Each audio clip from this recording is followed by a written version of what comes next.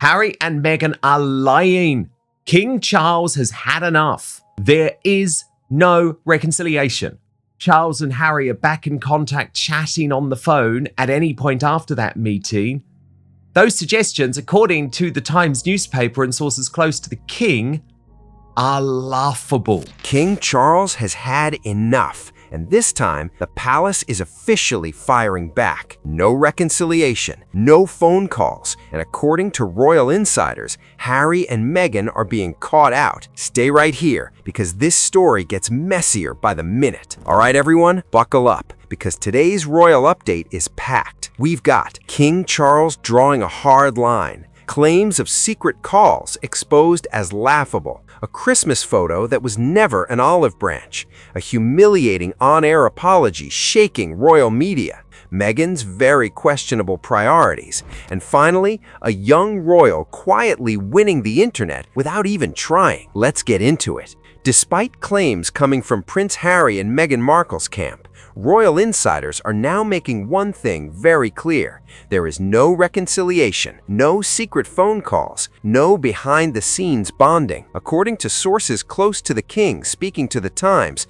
suggestions that Charles and Harry have been in regular contact are, in their words, laughable. Yes, there was a face-to-face meeting earlier this year. Yes, photographs from Harry and Meghan's wedding were visible at Camilla's Christmas event, but palace sources say those gestures were not olive branches. They were symbolic acknowledgments of family ties, nothing more. And since that meeting, insiders claim the Sussexes have continued to leak, spin, and distort events, pushing King Charles to finally draw a firm line. Behind the scenes, frustration has been building. Details of private conversations were allegedly leaked, agreements were reportedly broken, and legal battles against the British government continued, despite assurances they would stop. This week's briefing to the Times was not accidental. It was a message. The king is pushing back. This all comes as King Charles shared a rare update on his health. Palace aides confirmed he is not in remission, but his treatment is expected to be reduced in 2026. The announcement was carefully worded, calm and deliberate, but its purpose went beyond health. It was about authority. For months, silence had created a vacuum. Speculation grew not just about the king's condition, but who was really in control of the monarchy. This update was designed to shut that down. The message was simple. The king is still here, still working, and still in charge. But not everyone has welcomed that message. Commentators have begun urging King Charles to sort out the mess of the monarchy, from Prince Andrew's ongoing scandal to the continuing fallout from Harry and Meghan. Supporters of the king argue that these are not problems that can be solved overnight. They point out that Charles has continued working through serious illness, while also raising awareness about cancer and encouraging thousands to seek medical help.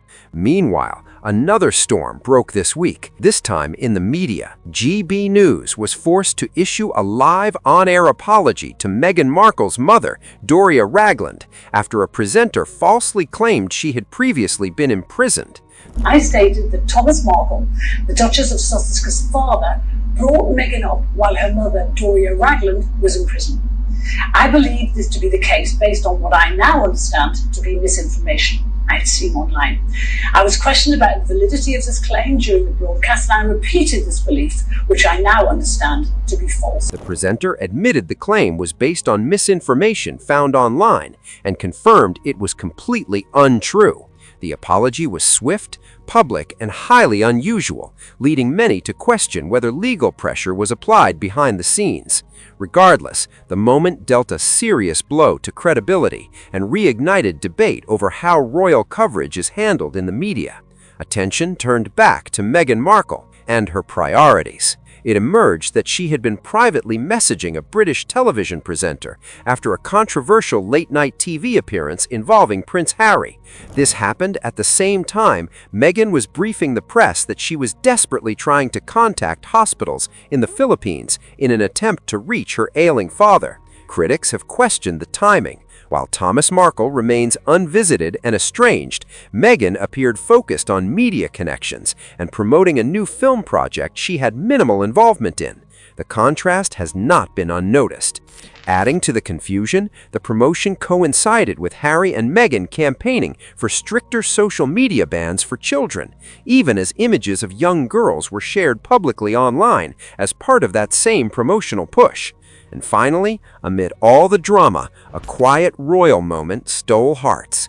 Lady Louise Windsor, daughter of the Duke and Duchess of Edinburgh, was spotted on a packed train, sitting on the floor rather than seeking special treatment. No entourage, no demands, just a young royal getting on with her day. Those close to the late Queen Elizabeth and Prince Philip say they would have been immensely proud.